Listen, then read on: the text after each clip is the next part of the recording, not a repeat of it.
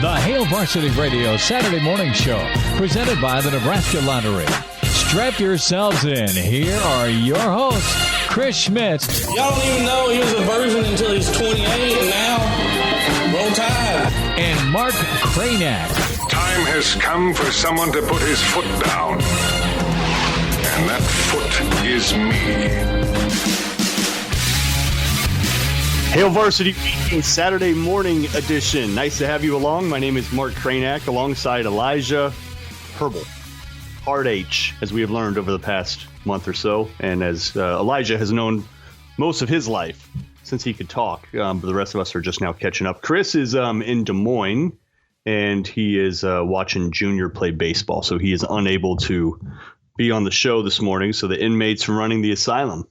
It should be noted. It should be noted that Hard H, if you say inmates running the asylum, Hard H was my jail nickname as well. So it was your nickname? In jail, yeah. Oh, how about that? Hard H, yeah. I didn't know you were in jail. What were you in jail? What did you get locked up for? Yeah. You know what? That was a total lie. I wasn't in jail. I was trying to think of something funny on the spot there, but it's gone. It's such an opportunity to tell a really good lie there, but you passed up on it. It speaks a lot about your character, and we appreciate that about you, Elijah. I think that's why you're here. I think that's why you're on the fast track to success. Thank you. Yeah, very honest man. What a week. Look, it's hard to even know where to start. Like, it's Big Ten Media Days, which normally kicks off just the huge media story cycles, and you get plenty of topics because usually, in the past couple of years, in these settings or in and around this time, Frost and Nebraska say some things that piss people off, that show a certain level of bravado, that just become topical. There is a total absence of that, right? And at the same time that that's happening, you get this Texas-Oklahoma debacle. Texas and Oklahoma to the SEC. Maybe there's going to be a couple more. It's the dawn of the super conferences that people have been talking about for such a long time. So it wasn't really hard to upstage Nebraska this week because they didn't really say anything. When you look at what happened at Big Ten Media Days, Elijah, and I know you were alongside for a lot of it. Chris was on Radio Row, so he was getting a lot of interviews with all kinds of different teams, players, coaches. I had to sit down with Austin Allen, among others. You're just sort of like, well, where's the news? Like, what did Nebraska say? Because remember, it was in that setting. Hey, people better get us now because year two is really where it's going to take off around here. Right? Frost saying that. There is such a lack of. Are we looking at a humbled Scott Frost? A humbled Nebraska program? And is that good? Are we glad that finally, look, I think we all embraced the bravado. Like, Big Ten's going to have to change their system for us. Yeah. Right? You sort of like that stuff. You kind of like it when your coach talks a little smack and shows some confidence for a program that's been mired in mediocrity ever since Steve Peterson said he refused to let Nebraska gravitate to that. But that's exactly what happened. Right? Like you root for that stuff to some degree, but at the same time, that's never really worked for Nebraska to be all kind of cocky.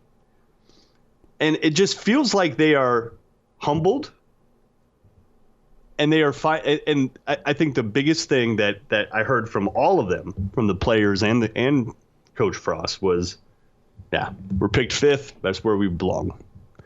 We got to earn it.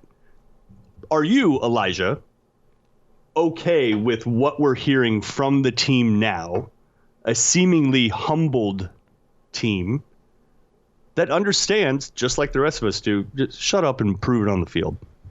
Well, I mean, there was some talk. I mean, it was a completely different tone in the media days. I think one of the interesting things to look at is the difference between what Bill Moose would say about a football team going into a season, what he'd say about his coach, as compared to what Trev Albert said over the Big Ten Media Days. It kind of felt like more of a unified front between coach and AD.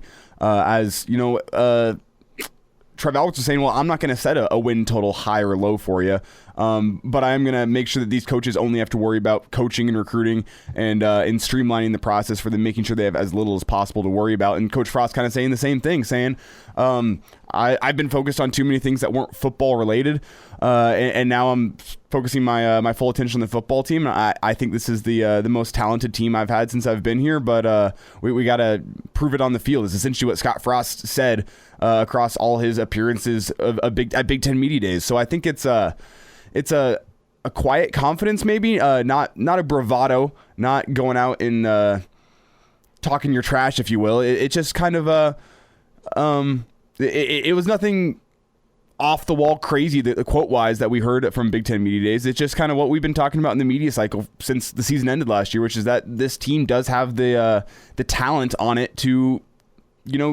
improve this season. And who knows if improvements 7-5 or 9-3. And I think that's kind of why Trev Alberts got into the whole, I'm not going to set a win total. But I do think the potential is there for this team to be better this season. And that's kind of what it sounded like at Big Ten Media Days, that the potential is there, but the guys in the field really got to tie it all together, and they got to take care of their business if they do want to have better results in the field. What do you think he was talking about, the things that he is having to get involved with? Because I looked a little bit more into that and rewatched and listened to what Coach was saying there. And he was basically saying, hey, I've had to spend a lot of time worrying about things with the athletic department as a whole instead of coaching the football team. I'm like what? What are you talking about? I mean, the first, what's he talking about? First that stands out to me is fundraising for the athletic department. I mean, you see him Frost out making appearances, making speeches, going and talking to fans. You see him, opening up that new Big Red, the Go Big football facility, the new one that's under construction. And I'm not saying like speeches take up all your time, but that's just the limited amount we're seeing him in, as I do see him going out and not necessarily, fundraising like an AD, but not fundraising like I've seen a football coach named Bo Pelini or a football coach named Mike Riley, or even going back, a football coach named Bill Callahan. It really seems like Frost, being as well known as he is in Nebraska, that the athletic department used him to go around and be like, okay, Frost, go talk to some fans in Grand Island and make sure we get some money for the athletic department. It kind of, that's the number one read I get, is fundraising is the first one that stands out to me, and that's the first one that seems to make the most sense for what a football coach should be doing that's not coaching or recruiting. And it seems like there is at least some expectation that you would do that, right? But from what Frost was saying, it seems like it maybe jumped the shark and he was spending a little too much time. And it seemed like Trev Alberts agrees. So, yeah, who knows what was happening behind the scenes? And I think that all has to do with the kind of power vacuum that Bill Moose left. Like, for all the good things that he did, he hired all the coaches that Nebraska fans and everybody wanted to hire. He got that done. But, reading between the lines, he wasn't very present. He wasn't around a lot. And so duties that normally an athletic director would handle or take the brunt of just kind of weren't happening because he wasn't there. He was like at his ranch in Montana or Washington or whatever the hell it is. he just wasn't there. And so you had to, other people had to pick up the slack there. But I did notice too that Coach Frost he praised Bill Moose too, and said that they're friends and all. Look, Bill Moose sort of was what he was, but I think he left a lot of work to his underlings that Trev appears willing to take on, which should ease the burden on the coaches and allow them to do what they do best. At least that's the hope. And I think you could look at the Bill Moose tenure as a whole and say, yeah, Bill Moose may be what Nebraska needed 3 years ago. Bill Moose is money at going out and I guess recruiting coaches is the best way to put it. Whenever you look at the three coaches he brought in across the three biggest sports in Nebraska, as well as, setting up the volleyball program after John Cook. And I know John Cook has a pretty good relationship with Hildebrand, but it seems like Hildebrand's the future of that program. And he was added to the Nebraska volleyball coaching staff, or at least added back after Bill Moose's tenure. And then you have Frost on the football team, Hoiberg on the basketball team, Will Bolt on the baseball team. Bill Moose did his job well there, which was to appoint three talented head coaches that really, I still believe can get it done across all three of those sports. But I think you can also look at it and accept that he wasn't the right guy to lead this athletic department moving forward now that the three head coaches that the athletic department wants installed have been installed. Right. Change agent. Right. And there's some people that are like that. I think Jim Harbaugh, very different profession, is similar to that. Right. Like there are certain people that are really good at coming into a situation, flipping it on its head, setting things up, totally changing things, and setting a different trajectory. But are they the right ones to maintain it?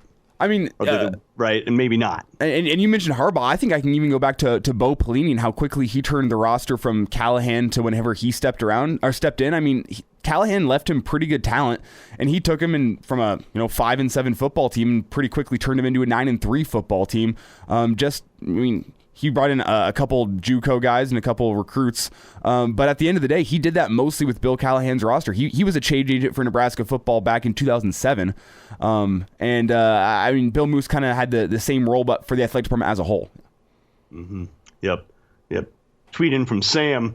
In hindsight, it makes you wonder what the hell was Moose doing having that big red blitz right in the middle of trying to recruit coming out of a pandemic. It's a good point. It is. Because remember, I think it was June 1st around June 1st when all the recruiting limitations were lifted. And then you could have folks on campus. You could, it was just the floodgates opened. All of a sudden you could have contact with recruits that you just could not have during the pandemic. And I don't know about the calendar. I'd have to cross-reference that. But if memory serves me right, Big Red Blitz was in and around that time. Right? So yeah, that's one example of, hey, you got your coaches on the road visiting Ord and Weeping Water and whatever, trying to drum up support for the football team. And those were sparsely attended, by the way. Talk about not being able to read the room, compared to a couple of years ago when those things were just completely sold out. You're packing everybody into like some small like junior high gym or the local VFW or whatever. They had really sparse crowds this year. But I think that's emblematic of kind of where everybody's at, right? Just shut up and actually do it. All right. Like we appreciate the bravado. It's cool to talk a little smack sometimes within reason, but you better freaking win when you're going to do that. There's nothing worse than the guy that talks a bunch of smack, but then can't ball. You know what I mean? Like when you think of like pickup games, playing pickup. The dude that's just on fire talking smack. You can't guard me. And then he just bricks threes, right? Like, we don't need to guard you, man. It's like, dude, you're not really a threat here. But of course, all this is upended by the Big Ten Media Days is complete, and leave it to Texas to do that. And they can't quite stand not being in the spotlight in some way, right? It's media days across the country. SEC was just coming off of theirs. I don't know what the Big 12s were. I don't know if that's next week or if that was the preview. I have no idea. I think that kind of evidences the point of why Oklahoma and Texas are leaving the Big 12 going to the SEC, because look at the media draw of the SEC, even SEC Media Days. I saw those all over Twitter, and I couldn't tell you if Big 12 Media Days have happened yet or not. Yeah, I don't know if they have either. Same with ACC. I think ACC has because I think Dabo Sweeney said something. But either way, there's Texas and Oklahoma saying, and it appears imminent. I mean, this feels real. It feels very different than I think some of the rumors we've seen over the past several years, ever since Nebraska kind of kickstarted this whole idea back in, 2010. This feels real. Feels like it has legs. Feels like Texas and Oklahoma are headed to the SEC. There are, of course, legislative hurdles and political hurdles that they have to cross. It's very different than what Nebraska has to deal with. Like literally, there are legislators in the state of Texas right now drawing up legislation to prevent them from doing that. Right? Because the legislature is composed of people that graduated from Baylor, from Texas Tech, from other schools from Texas A&M, from schools that do not want Texas to leave. So it's very different. They do have those hurdles to cross. You would think they could cross them, but it's not going to be just as simple as Texas snapping their fingers being like, well, we're Texas and we are going to the SEC. It's not that easy. necessarily. But it seems like it's going to happen. And if it does, if it's just those two, all of a sudden the SEC has 16 teams, right? So they would be up to 16. Big Ten sitting at 14. Big 12 would obviously be decimated, and you can no longer consider them Power 5. I mean, they pretty much disintegrate at that point. You may be able to add a couple others, but obviously nobody with anywhere near the TV draw, the brand, anything like that. The Big 12 will, for all intents and purposes, be done if this happens. Well, yeah, you're taking all these teams in the Big 12, and you're probably going to cut their TV revenues in half just because Texas and Oklahoma left. I mean, the Big 12 paid out over $35 million per school last season. And then you look at, I mean, the next best conference, the AAC, paid out, I think, $6 million in their TV rights to every single team in the conference. So just, I mean, look at the difference in the draw. And the AAC has some high quality football, and they had a national championship contending team in UCF a few years ago. And you look at how much smaller their TV revenue deal is, where if you lose Texas and Oklahoma from the Big 12, who is going to draw in the eyes for the TV to for the TV companies to be able to say, okay, yeah, we'll pay enough for each team to get $30 million. Like, it's not going to happen without Texas and Oklahoma. And I don't know who the Big 12 could add to be able to get those eyes back to the Big 12. I mean, it seems like it's a death blow to every single other team remaining in the Big 12. Yeah, it leaves a lot of them scrambling, which in hindsight, despite Nebraska's lack of success in football since Nebraska joined the Big Ten, seems like a pretty good move now, doesn't it? Like, for all the frustrations you might have about Charlton Warren and the kind of pinky in the air, way of doing things in the Big Ten that's a little different culturally than what Nebraska fans like or are used to, Nebraska's in a good spot, right? Like, Nebraska is in one of those conferences that is going to be okay, right? Big Ten's going to be all right. SEC is obviously going to be all right. Every other conference, who knows?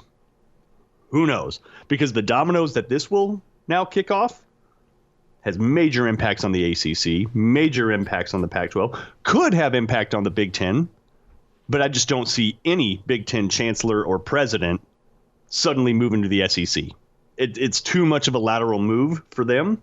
So then the question becomes, who, if all of a sudden this is the dawn of the 16-team super conference, which has been rumored forever. Since Nebraska left the Big 12. Mm-hmm. It's been rumored forever that you're ultimately heading down the path of 4 16-team super conferences. Big 12 is no longer part of that discussion. It's basically going to be Pac-12, SEC, Big Ten, ACC. And the composition and makeup of those teams, or of those conferences, obviously are going to change. So if you're the Big Ten, who? Say you just need to add 2 more teams. Just 2 more. Knowing that the Big 12 is going to dissolve and that every single one of those institutions would be more than willing to find safe harbor in any conference that will take them. Right? If you're Kansas State or you're Oklahoma State or you're Iowa State right now, you are crapping yourself.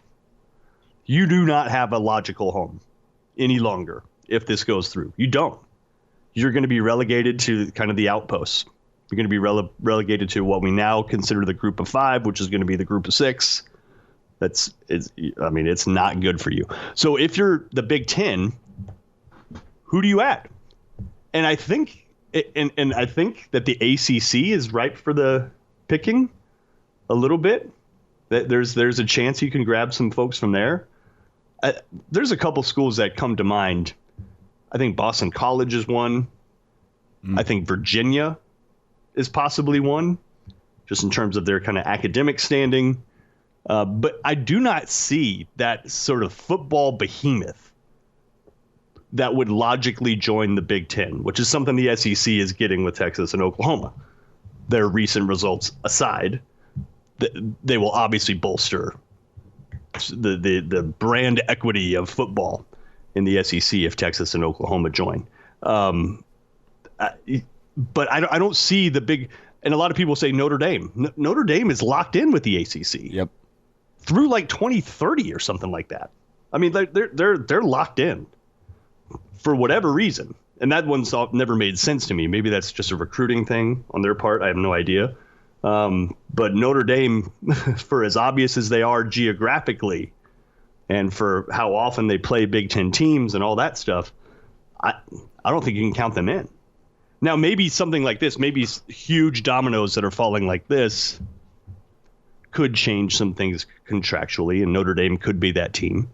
But it doesn't seem like it's them. So I think you immediately look at Kansas, because at least they're a basketball brand, and now they have a good football coach, and they could maybe rise to sort of a Purdue, Indiana kind of football level. And let's not forget, Kansas also opens up the Kansas City market to the Big Ten. I remember back when the Big Ten added Rutgers to get into that New York market. And I understand the New York market is so much bigger than the Kansas City market.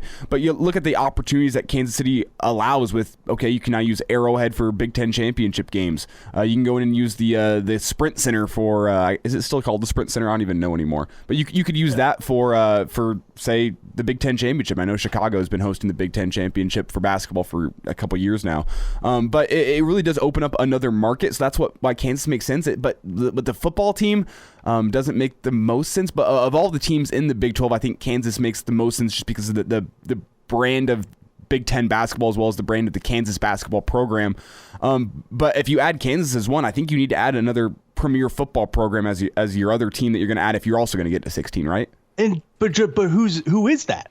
That's what I'm saying is, like, I don't see the team that's out there that would even be available. Yeah, and I agree with that. That's what you want to have. You definitely want, you got to get a premier football brand in there. Who? You think Clemson's coming? No. No.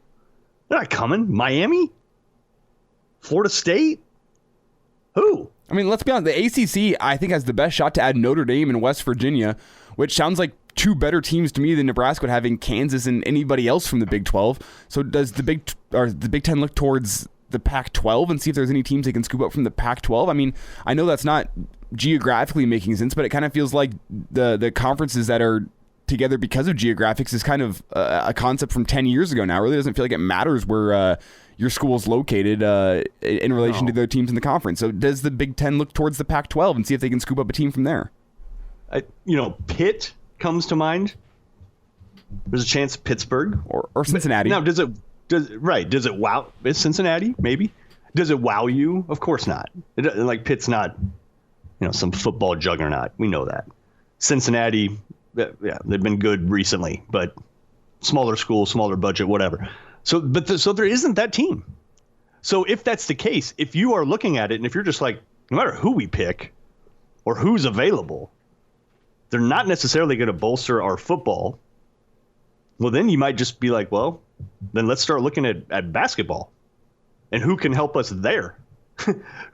Kansas, obviously, they seem like the only sort of shoe-in if the Big Ten is going to add another couple teams, and then you'll have to see what happens in the ACC.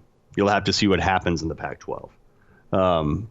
But super interesting times. Another question that you can throw out there is Texas A&M a good enough football team that for the Big Ten to want to try and add? I mean, it sounds like they're very unhappy with this whole situation with Oklahoma and Texas. Is it enough for them to say, you know what, SEC, we thought we were your Texas school. If you want to add another Texas school, we'll be gone. That's one question that comes to mind for me because, I mean, if you believe what the reports are saying, it was Texas A&M that as soon as they found out that Oklahoma and Texas wanted to join the SEC, they're the ones who leaked this story out to the Houston Chronicle. That's what the rumors are saying, and it makes a lot of sense. Are they that unhappy that they'd be willing to leave the SEC? That's a good point. That is a curveball, and that is something to keep your eye on. Yeah, Texas A&M is pissed right now. They are not happy. The thing is that there's no contract for it, but they had this handshake deal with the SEC saying that they'll be the only Texas school, but it's not written down anywhere. It's not. It's just a handshake, so it doesn't hold any water. Look, if Texas A&M wanted to bail, that changes things. You absolutely add them if you're the Big Ten. Geography aside, that would be a nice big brand. It would give Texas or the Big Ten a foothold in the state of Texas. Recruiting wise, which would be good.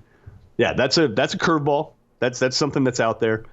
This is going to take a couple months, I would think. Right? I think Texas and Oklahoma are going to make their announcements, but then from there, wow. Well, you are going to see those Big 12 schools scrambling. You are going to see legislation in the state of Texas. Probably in Oklahoma too, because Oklahoma State's pissed about this. Yeah, it's going to kick off a lot. It's going to be very similar to 2010, if not worse. Probably worse, actually. I mean, barring a complete Big 12 collapse, the earliest that Oklahoma and Texas, according to the bylaws of the Big 12, could leave is the summer of 2023. So before that 2023 football season. So you have some time before Texas and Oklahoma would leave, but that's assuming that, 8 teams in the Big 12 don't decide to go and join up in another conference, in which case, I mean, you don't even know that. That's unprecedented. The fact that a conference could just collapse willy-nilly like that. But it's unprecedented times. I mean, when we had Brock Heward on, Chris talked to him on Thursday. The quote that he had was essentially, I'll just pull up the quote directly. And he was talking about college football as a whole. When you look at name, image, and likeness, as well as like the power to the players, but now how much control like the dollar bill has over college football right now. He says we're at an inflection point of massive change in the sport. When you look at everything that's been going down this summer and now thinking maybe more conference realignment, it really does feel like this summer has just been a complete, and I don't want to put this, I don't want to overstate this, but it really feels like this has been like a summer that could change college football permanently with name, image, and likeness, a new college football playoff coming down the rails, and now conference realignment. It just feels like this summer has been like the things we've been talking about for years are all coming down now in this one summer. And don't worry about it, because Commissioner Warren's got it all under control. Firm leadership there. What is he doing? I don't dislike Commissioner Warren as a whole. I don't understand how he got through the interview process. Like, what is he talking about half the time? Like, did you see his interview with Dave Rebson during Big Ten Media Days? I did not. I saw his presser with all the media, but I didn't see the one with Dave. Just awkward. Just awkward. Like, he's just not comfortable in the role that he has. I mean, it's like my jaw was dropped half the time just watching him, just being like, dude, seriously, what are you talking about? Like I know words are coming out of your mouth, but I don't understand the point you're trying to make. And he just like abdicates leadership. Right? He doesn't like you knew Jim Delaney was in charge because he let you know he was in charge. Warren is just like, we'll keep talking to people. Like, he's inviting more cooks in the kitchen into every decision. He's all about that. And you're just like, whoa, okay. I can't imagine that he's a long-term commissioner. I really can't. I don't know how it's not going to work, but yeah. And look, he came into a very tough situation, obviously trying to navigate the pandemic in his like first month on the job, like horrible way to start, like could not pick a worse way to start your tenure. But whoa. and while that's happening, right, like there are not a lot of people that just have confidence in Commissioner Warren. Well, it's just how it is. I'll come in and play devil's advocate here because I'm with you. I'm not a huge fan of how Kevin Warren has handled the last year, but we talked about how Bill Moose was brought in for a very specific purpose at Nebraska, and that was to install the head coaches that would set a foundation for Nebraska moving forward. Yeah. And then you look at Kevin Warren, he comes in a few years before a new TV rights deal.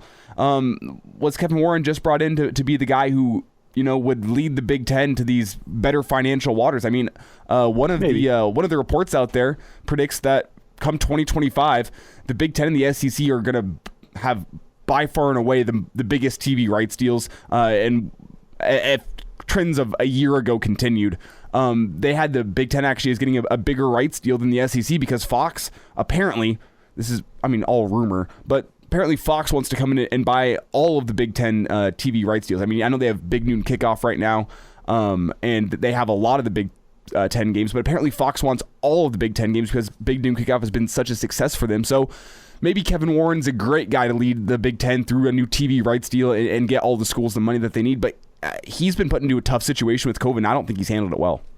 No. And it just doesn't appear like he's just inspired confidence in really anybody. Any of the coaches, any of the administrators, any of the fans. Some of it unfair. I think he's received some really unfair criticism, decisions that actually weren't his. Like a lot of the COVID stuff was not his decision. Like just flat out wasn't, but he gets blamed for it. So some of it's not fair, but while conferences are realigning and while schools are going to be looking to join new conferences, you want your conference to be on very solid footing to help you there.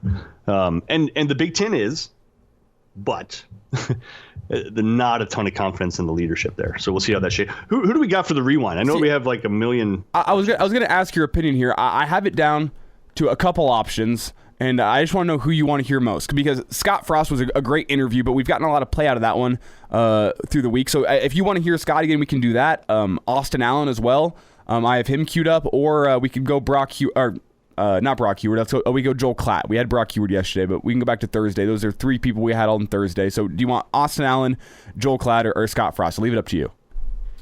I kind of feel like Frost. Frost one-on-one with Schmidt. Okay, if we go Frost, we do have another minute and a half here. We could talk for it if you would like to, or we could just go right to Frost if you'd like to. I'll leave it up to you. You're the man in charge today. No, let's go Frost. Let's go Frost. I think we go Frost. Let's hear from him, and let's hear what he had to say in this setting. It's pretty rare that you get him in a one-on-one setting. It's pretty much the only time of the year that you will, unless you're with the official radio network. So, yeah, let's hear Coach Frost. So we need to step aside for a break, or we just go straight into it. What are you thinking? We step aside for a break. Yeah. All right, we'll step aside. And then we'll have Gary Sharp, Brandon Vogel. Next hour as we continue here, the Saturday morning edition, Hail Varsity Radio, presented by the Nebraska Lottery. Now back with Hail Varsity Radio, presented by the Nebraska Lottery, with Chris Schmidt and Mark Cranack. Back with you at Hail Varsity Radio, Media Days 2021, Lucas Oil Stadium, where we're at, home of the Big Ten Championship game. Head coach Scott Frost with us. Coach, thanks for stopping by. How's the day been? It's been a long day. They take me from one spot to another. I answer all the same questions over and over again. You're my last one, so yeah, good to see you. Yeah, yeah, for obvious reasons, right? So I'm going to start off and ask how this summer's been when it comes to fishing. I mean, have you caught some big ones? Have you had time to fish? Have you had a little relaxation? I haven't fished as much as I want. So my wife and I are actually building a house out at Sandy Point in Ashland. My mom and dad have been at Thomas Lakes since I was 1. My grandpa bought a house out there, and there's good fishing there. And I've been a couple times with my wife and Tim Carpenter, we were just talking about. Yeah. But I need more of that to get away whenever I have a chance. Sure. You privy to, you like crappie, you like walleye, if you're drafting a fish to eat or grill? Well, eat or grill is probably halibut. Okay. To fish for it, fly fishing is my favorite thing, to be out in a river wading and throwing a fly. Okay. All right. Scott Frost with us here at Hail Varsity Radio. So we got the fishing out of the way. I want to talk about momentum. Thank you for asking me that, by the way, because I'm tired of the other questions. Okay, well, now that we get to those, now we can get to some football stuff. And you talked a couple of different times today about momentum, and you got a team that's old and veteran, and they're ready to take that step. You know a lot about creating momentum with the teams you were on. You know, how do you communicate that, and also put it on display Saturday? It's easy to talk about, but it comes down to doing, and it sounds like you feel pretty good about your kids. I feel great about the team. There's a whole different feel when you walk into our building right now. And again, I'm not here to overpromise. I just know how much progress we've made from a cultural standpoint, from a talent and depth standpoint. The kids are confident. They're excited. That being said, winning habits breed winning, and winning breeds more winning. And that speaks to the momentum. We're doing all the things right. I can't wait to see these guys catch a little wind in their sails and see where they can take the ship. Scott Frost with us here, Hail Varsity Radio, Big Ten Media Days. Let's talk about Adrian, and he has done a lot for the program. I appreciated how he handled things last year, the ups and downs, and was a really good teammate, and I'm anxious to hear from you on Adrian and just, I guess, his excitement level, and I guess the other part being, he slimmed down quite a bit. So from an agility and quickness standpoint, at least to my eyes, spring game wise, he looked pretty electric. Yeah, he's an exceptional athlete. Throws it really well. I'll answer this different than I've answered it other times. I went through the highs and lows as a quarterback at Nebraska. There were times I was the probably most hated guy in the state of Nebraska, and then finished maybe on the opposite end of the spectrum. And Adrian's lived pieces of both of that in 3 years. We tell him never let your highs be too high and your lows be too low. But he's experienced all of that. I think he's comfortable with where he is. He's talented enough to compete to be the Big Ten Player of the Year. We got better players around him. He's in good shape and he's confident. And I feel for him when he goes through those things, because the praise is always too great and the blame is always too harsh. And there's a lot that a quarterback at Nebraska has to wear on his shoulders, and he's worn that, and I think he's comfortable with it now, with his role and the pressure, and I think he's primed to have a good year. From a turnover and playmaking standpoint, it's a fine line you got to walk as a quarterback. And are you concerned about too much analysis to not make the mistake, or do you feel good about that point now, being able to go let it rip and, yes, also take care of the football? Yeah, there's a fine balance. I want him to let it rip, but I'm not saying anything that's a secret to him. Rutgers' game was a good example. He was, I'm going to miss it probably, but I think 24 or 28. You're right around there. Yeah. So he missed 4 passes and ran for scores and threw for scores, but he had 2 fumbles, 2 interceptions, and maybe 1 other bad read. And he's got plenty of talent to take us as far as this team wants to go. But not any different from the rest of the team. As a group, we got to eliminate the bad plays. And not that I want him dwelling on those. I want him to go let it rip. But we have to be mindful of not having self-inflicted wounds that put us in a worse position in a football game. A couple more minutes. Scott Frost with us here, Big Ten Media Days, Hail Varsity Radio. Coach, a thought here as you open against Illinois, week 0, and just the opportunity there that lies ahead with kind of the spotlight. I mean, a great opportunity here, and can add or really kind of kickstart that momentum you're talking about. Do you like opening so soon? I know it's not Ireland, but it is a conference opponent. I like it. Sooner or later, it'd be nice to have just a regular non-conference schedule. That being said, I like getting a jump on the season. I like having 2 bye weeks mixed throughout the season. It's a really important game. It's a division game. It's a conference game. We're going to get our kids ready for it. We didn't play very well against those guys last year. As disappointing a performance as we've had since I've been coach, we need to play better against those guys this year, and I know we will. Offensive line, you look at some of the youth, but also experienced youth, and then some older guys. It sounds like depth and talent are really kind of cohesive on that really important part in league play with the line of scrimmage action. When you look at I guess your expectations of the line, where do you think they can go? What steps can they make? I think this group can have a chance to grow together and be the backbone of our offense and our team going forward. Mm-hmm. And it's a bunch of young guys. Obviously, we have some veterans that I've mentioned, but the young guys are the core, and it's Corcoran and Banks and Benhart and Piper and Juergens, and it's going to be Prohaska and other guys, and those guys are the type of talent and the type of personalities that we need, and I think guys that will make the former Pipeline guys proud. Last thought here. Scott Frost with us here, Big Ten Media Days on the field here, Lucas Oil Stadium. Coach, thanks again for making one last stop for us with Trev coming in. I think you said earlier you've had a chance to get caught up with him. Your thoughts on Trev and just having another Husker at the helm? Hey, I'm so glad they landed where they did, and Trev and I have talked multiple times already.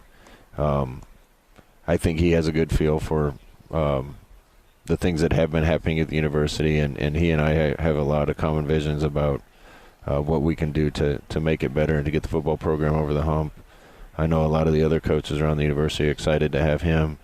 We wanted a Nebraskan. We wanted somebody that we knew and that knew our program and has been in our shoes, and not another outsider. I don't think we had time for that. It would have taken a year or two for that person to get comfortable in the job and get things set up the way he wanted, and it could have been a completely different direction than what we've been headed. And I think we've hit reset too many times in our program, and this is an opportunity to move forward with somebody that knows Nebraska without hitting reset. What would you have liked to have endorsed back in the mid to late 90s with NIL if you could go back? What would I like to endorse? Cabela's, first and foremost. I probably shouldn't be naming companies, but would have been pretty cool, though. Yeah, absolutely.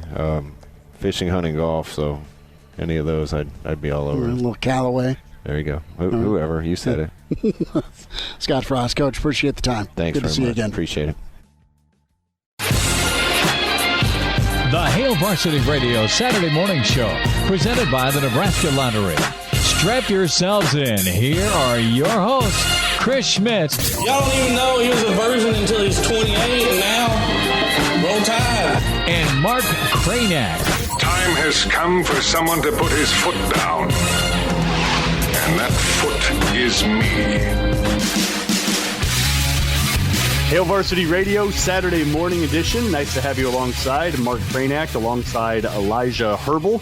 And we are trying to get Brandon Vogel on the line, but having a little bit of trouble. He has a built-in excuse, though.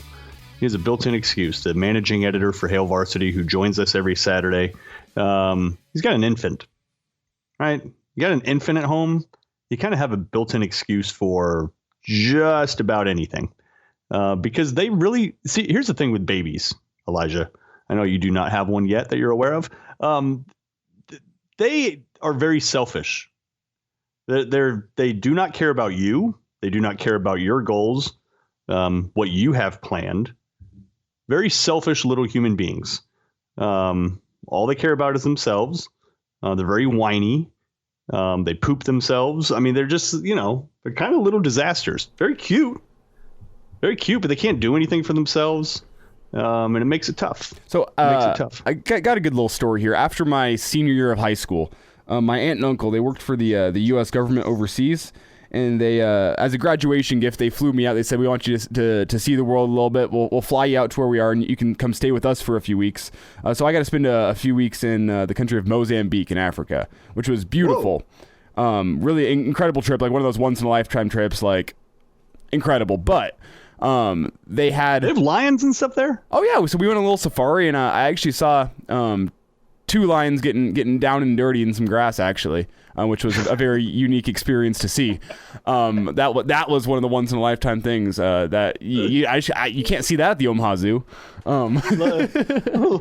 Lion sex. If you had that on your bingo card this morning.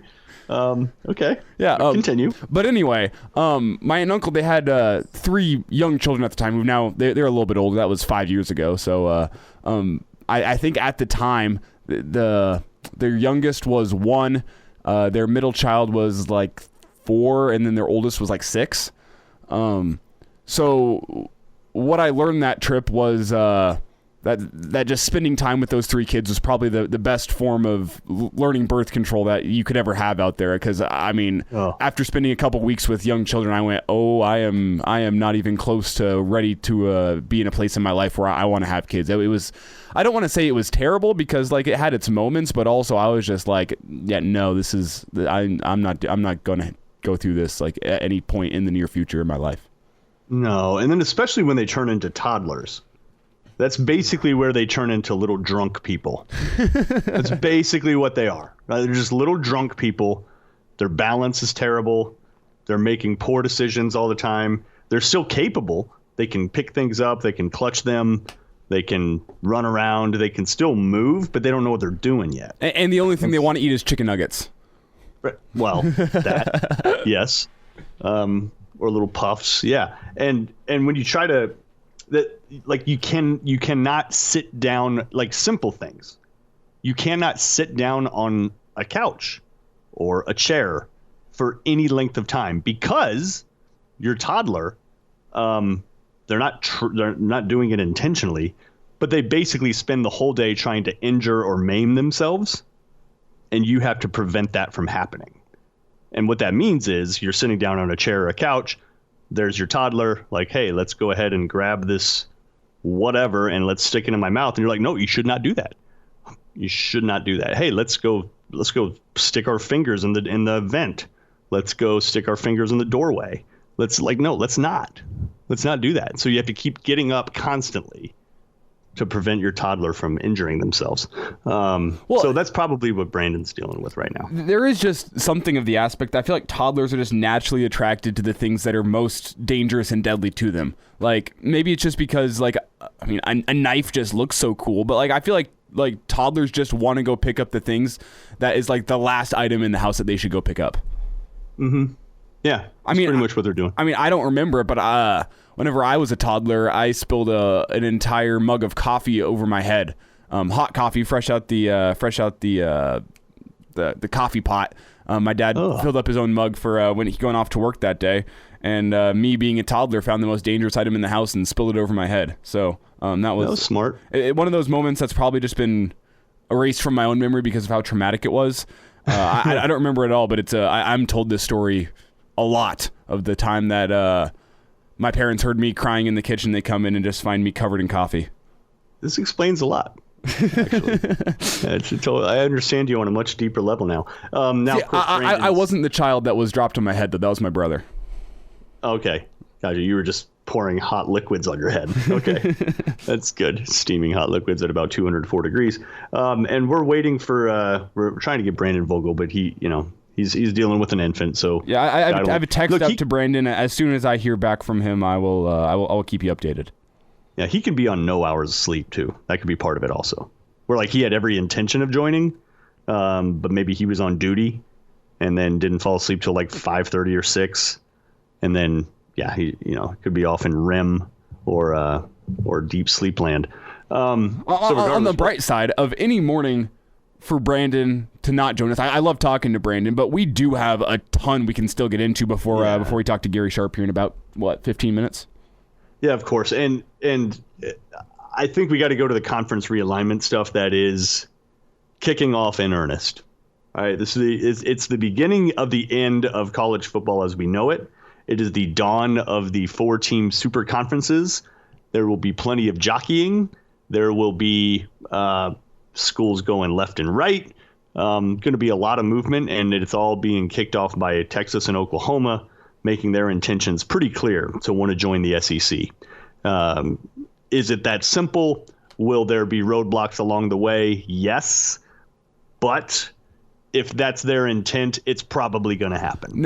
It's probably going to happen. What's interesting here is, as I was looking into this yesterday, it really seems like there's been anonymous Big 12 ADs that have been talking with reporters and just kind of what's been going down the past year. It really feels like that this has been a move that's been driven by Texas, and Oklahoma has just kind of been like, well, if Texas is leaving, we can't stay in the Big 12. We can't be the main draw because then Texas is going to go earn all this money in the SEC, and we're probably still going to lose money on the TV rights deal if we stick around.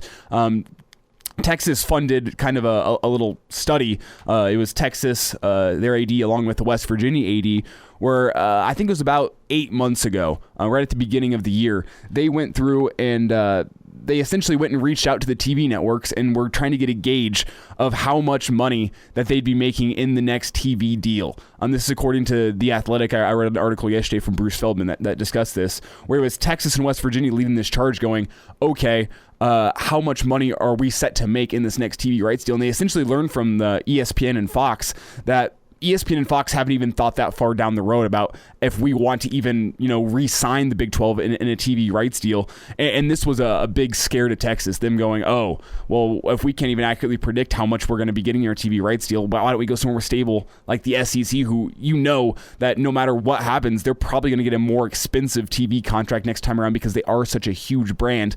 And the Big 12 ADs were left blindsided by Oklahoma joining Texas because they've known with Texas. Texas, while not necessarily making their intentions clear, the writing's been on the wall that Texas is looking for a more lucrative TV rights deal in their next contract, whether it was with the SEC or the Big Ten, what have you.